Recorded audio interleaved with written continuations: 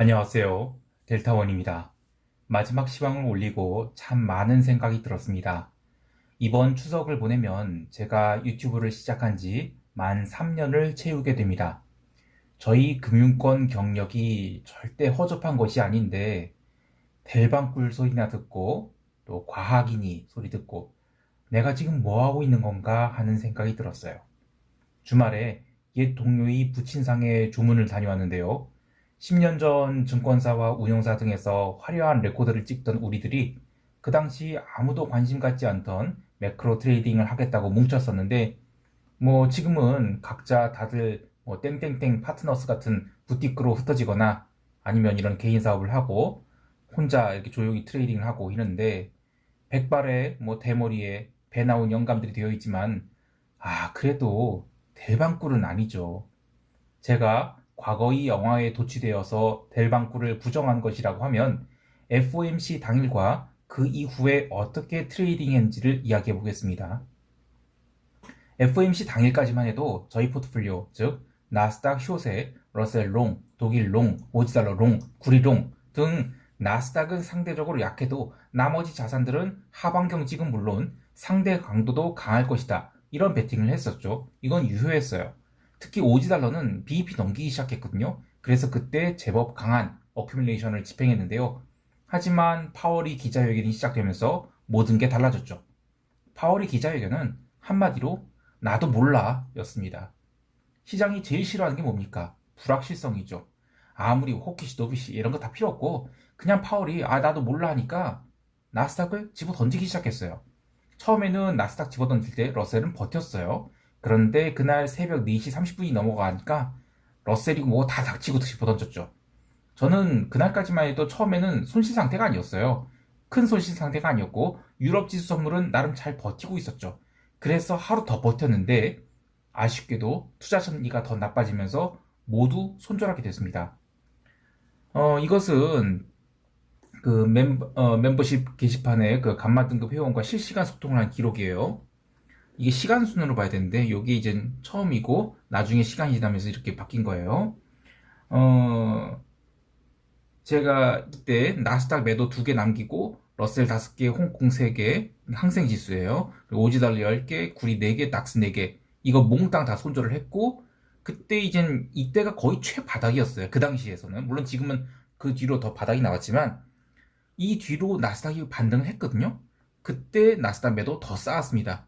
그리고 나스닥 15,000포인트에 또 매수하고 계속 이렇게 추가를 해서 어쨌든 지금 롱 포지션 하나도 없고 나스닥 숏만 들고 있어요.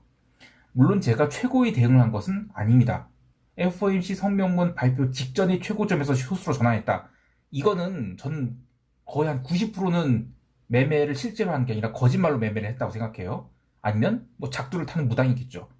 자, 거기서 숏을 잡았다. 이건 진짜 아닌 것 같고, 그 대신에 이제 기자회견 시작되면서 시장이 막 실망을 쌓아갈 때가 있었어요. 그때 포지션을 줄였다. 이거는 정말 최고의 대응이라고 생각해요. 그리고 나스닥 숏 해지가 모든 롱 포지션을 커버하지 못했지만 기자회견 마칠 때까지는 나스닥 위주로 빠졌으니까 최소한 그때 나스닥 숏을 더 늘려서 해지를 더 키웠어야 된다고 생각해요. 그래서 그 부분에 대해서는 저는 분명 부족했다고 생각합니다. 하지만 늦게나마 제가 롱을 다 잘라내고 나스닥 숏을 늘렸죠. 자, 델방꿀이래요. 그러면 이제 나스닥 롱 잡으실 건가요? 올해 시장이 유난히 좀 어렵게 느껴지는 것은 추세다운 추세가 나오지 않고 있어요. 그리고 전환도 아주 빠릅니다. 상품 간의 상관관계도 자꾸 틀어지고 있고요.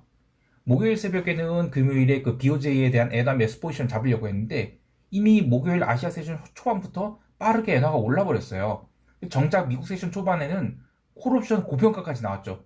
거기서 도저히 엔롱을 잡을 수가 없었던 거예요. 이러다 보니까 금요일에 BOJ가 별다른 이야기를 하지 않으니까 엔화는 스탑로스 나오면서 종가 저가로 가라앉아 버렸죠.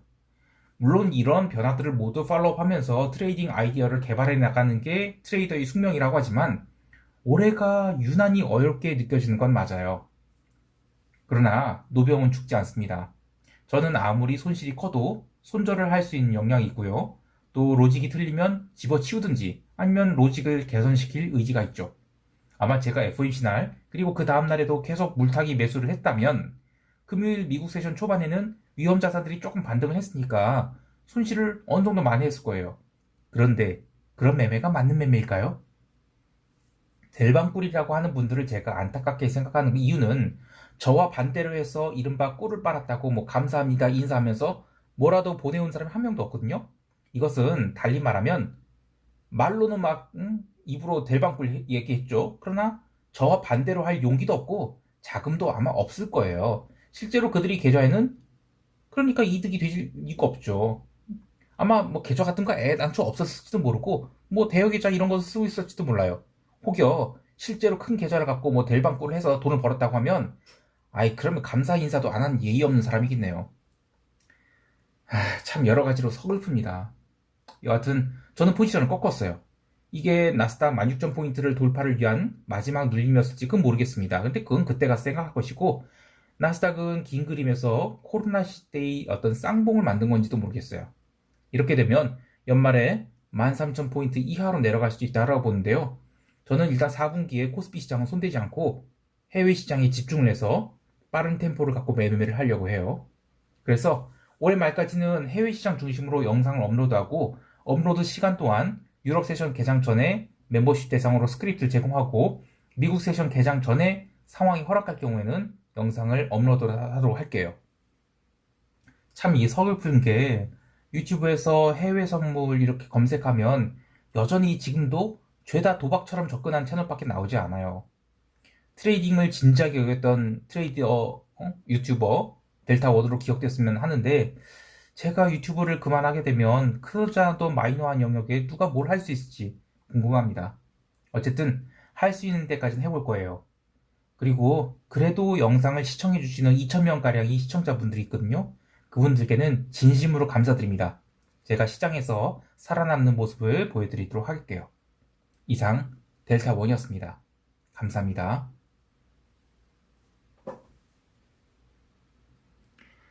아, 진짜 힘듭니다.